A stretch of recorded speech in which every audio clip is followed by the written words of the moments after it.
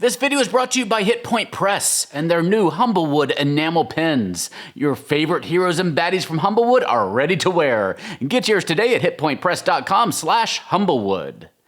And by our very own Kobold plush Kickstarter launching on April 12th. Sign up today to be notified when we launch to make sure you don't miss out on any surprise early backer goodies. Visit koboldplush.com to sign up. Hello and welcome to the Gallant Goblin. Today we get to take a look at the latest wave of one of my favorite lines from WizKids, the Pathfinder Battles Premium Figures. These are, of course, single package PC-focused minis that sport the highest paint quality WizKids currently offers, not to mention sparkly foil packaging. Pathfinder has so many playable ancestries and classes, it's really exciting to see what makes the cut for the line each time. But before we jump in, I just wanted to remind you that we have, I think, some really fun merch in our store. We have great shirts featuring our rainbow kobolds, our rainbow dragon, Tiamat's greatest foe, and so much more. Plus things like stickers and hats and hoodies and mugs and posters and mouse pads. Just lots of fun stuffs. And we still have a couple of our limited edition Gallant Goblin mascot minis. I don't know when we'll be getting more of those in, so if you want one, I would jump on it soon. You can see everything at gallantgoblin.com/shop. Now, let's see our new Pathfinder Society initiates. Let's start wave number 3 here with our male Elf Magus. The Magus class was introduced into 2nd edition in the Secrets of Magic book, which we reviewed in the eye in the corner of your screen right now. As you might guess by looking at this mini with a spell in one hand and a scimitar in the other, the Magus class combines spell casting and combat expertise, delivering their devastating spells through their weapon strikes. There's something about the combination of his dark cloak and white hair that makes me think this could be a very fun villain mini as well.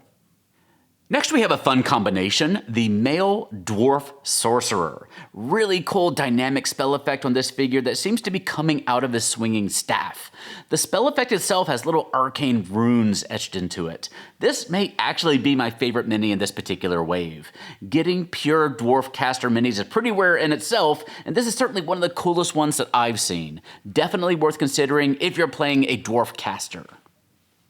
Next we have a female human bard, and this is definitely a bard, and a quite flexible one at that. I can't turn my torso that much after months of yoga practice.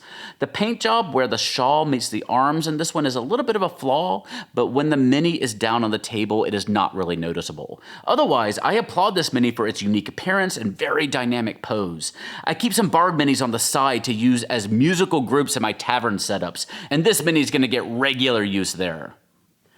Moving on to the human female wizard, and this one is unique as well. The bold black and red color palette gives her a pretty nefarious appearance, not to mention the aggressive posture and intense facial expression.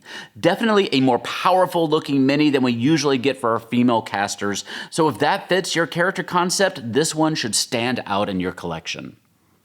Next we have a male gnome druid. He's a little less flashy and flamboyant than I usually expect from my Pathfinder gnomes, but he is a druid after all, and he comes with the requisite leaf cape. I'm honestly not sure what spell that fiery hand is supposed to represent, unless it's a very literal representation of burning hands, which is indeed a primal spell. It is a very cool effect though, with his real hand visible inside the spell effect. I tend to use halfling and gnome minis interchangeably most of the time, and I think that's very possible here as well. Speaking of halflings, we are wrapping things up with a very spiffy female halfling cleric. Though with that sword and spell effect, this could easily be a magus as well. I quite like this mini too. Nice little details in her side pack and her back item. Small but cool spell effect and interesting sword design. This mini isn't flashy, but it's very solid, especially when there aren't a lot of gnomes or halfling minis with that magus cleric look to them. And here is the whole set together. While this set has some really good options and does fill in some gaps in our overall mini collection, it just doesn't quite live up to that high bar set by Wave 2, which had some really detailed, gorgeous minis. This set doesn't seem quite as ambitious or as well painted.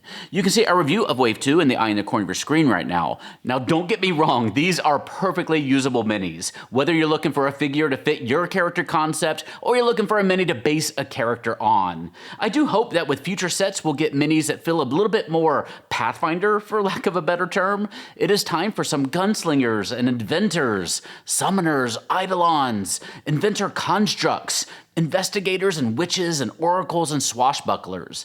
And it won't be long before we also have the thaumaturgs and psychic classes as well, and trust me, it is very easy for Pathfinder to get away from you with their rapid release schedule. But Pathfinder Battles Premium Figures Wave number 3 are available right now for between $6 and $8 in most places. And many thanks to WizKids for sending them to us to review. Now, if you like pens as much as I do, you do need to check these out. Your favorite heroes and baddies from Humblewood by Hit Point Press are available in these adorable pins to add to your con lanyards, your backpack, your shirt, your jacket, your hat, or what have you. Each enamel pin measures approximately 1.5 inches tall and has 2 clutches on the rear side to stay put wherever you put it. If you can't pick a favorite, like me, get a pin bundle of 4 heroes or 4 baddies. Get your own Humblewood pen pals right now at hitpointpress.com/Humblewood.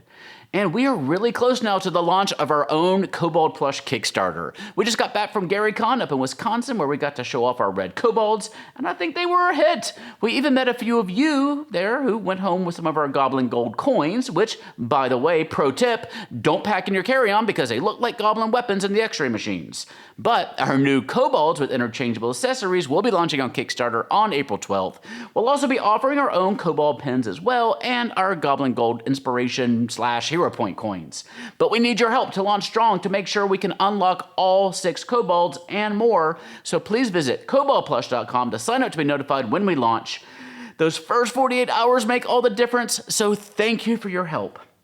And thank you for watching today. We have a lot of mini and terrain coverage coming up over the next week or so be sure you're subscribed so you don't miss anything. And hint, hint, we should also have a new WizKids unboxing later this week, so hit that little bell icon down there to be notified when that video launches because it could be any time, day or night. And again, koboldplush.com to sign up for the Kickstarter, queerfinder.org to see our still #1 selling Pathfinder supplement, and come join us on Discord, Twitter, Facebook, and Instagram. For now, though, take care, have fun, love each other, and I'll see you next time at the Gallant Goblin.